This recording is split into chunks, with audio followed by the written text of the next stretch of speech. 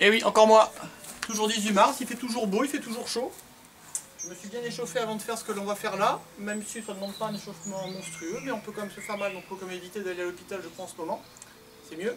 Et donc retravaille des petites positions secondaires, hein, uniquement pour se rappeler un petit peu du lexique et donc de ne pas perdre la main pour une reprise, donc j'espère rapide.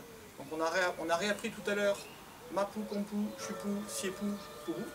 Et va nous restera donc les positions secondaires, on va dire du bouchon moderne en général, un peu plus spécifique sur le Nanchuan de ce que l'on va faire là, pour ensuite donc retravailler ou travailler donc les Taoulou que l'on fait habituellement en club. Donc on va démarrer avec Chilongpou, hop là, avancer une chambre, chevaucher le dragon, fléchir. On rajoute les bras, hop là, venir ici frapper. Ma cuisse est parallèle, mon tibia est parallèle au sol. Gentil de venir me placer dans ma poux, comme si j'allais faire un Mapou, sauf que je vais décaler uniquement la jambe dans la direction dans laquelle je veux frapper, en ici bloqué, et en descendant. Mon poids est en arrière, environ 70%, et vous voyez que mes cuisses sont bien parallèles au niveau du sol, pour venir enchaîner par exemple tout de suite avec Tan Tiepou ou Tiepou comme on peut le trouver également. Mouvement qui se fait toujours en rotation, la jambe peut être un petit peu plus avancée, peu importe, si on veut venir le faire en griffe, en main, en ce que l'on veut, en frappant.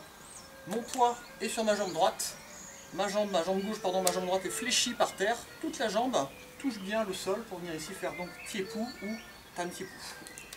Relever ici avec un petit mouvement d'équilibre.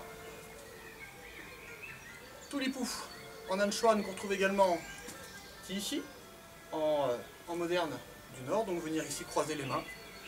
Le tigre, on va essayer de fléchir le bras très légèrement, ne pas chercher à tendre au maximum et venir garder le pied non pas en contact mais en protection au niveau de l'aine en venant se recourber très légèrement, en se cachant un petit peu derrière son genou. Une posture typique entre autres du style du tigre pour Tulipou. Sapou, en venant faire un grand décalage, pas croisé arrière, le plus loin possible. Les bras sont là pour m'aider à faire un mouvement balancier et à venir chercher loin. Le dos est à peu près droit. Il faut bien s'échauffer pour le faire, ça tire beaucoup au niveau du fessier. Sapou, d'un côté et de l'autre. Kuipou, qui est le petit dragon, petit Chilongpou, avancé, griffé. Le genou est à peu près au niveau du pied, cheville, et on pousse. Je ne suis pas assis, hein, quasiment, on pourrait penser, mais ici venir d'un côté et de l'autre pour venir faire Kuipou. Travail maintenant de Kuaipou, pas croisé avant, en venant avancer, comme si on faisait un pas croisé donc, en venant donc fléchir les jambes, comme si on faisait un Siepou très haut. Siepou en étant en bas, si je remonte en avançant, Kuaipou. Quand j'avance ma jambe gauche, mon pied gauche se tourne, les deux genoux sont quasiment en contact. Et on a un mouvement donc de torsion qui se fait très souvent, la plupart du temps, pour venir entamer une séquence d'ouverture typique des styles du sud. Position très dure maintenant. Pimpou. Je ne le détaille pas. Timpou par contre, pointe de pied au niveau du sol, deux jambes fléchies, on descend.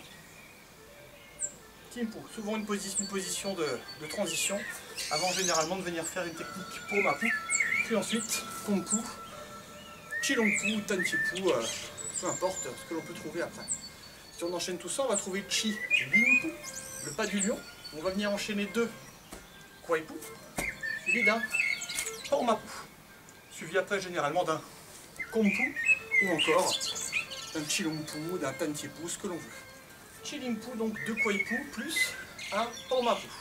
On rythme généralement deux pas rapides sur le premier, maintenir un peu, et ensuite venir frapper. Donc en étant ici, et ensuite venir frapper.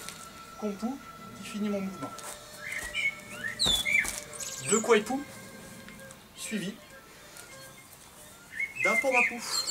Les positions secondaires, on peut les travailler de cette manière-là ou de manière aléatoire, comme on a vu également dans la vidéo précédente sur les positions de base, pour bien s'en rappeler, soit en thématique principale de cours, mais également en fin d'échauffement, avec juste le fait de le faire en parlant, ça fatigue pas mal.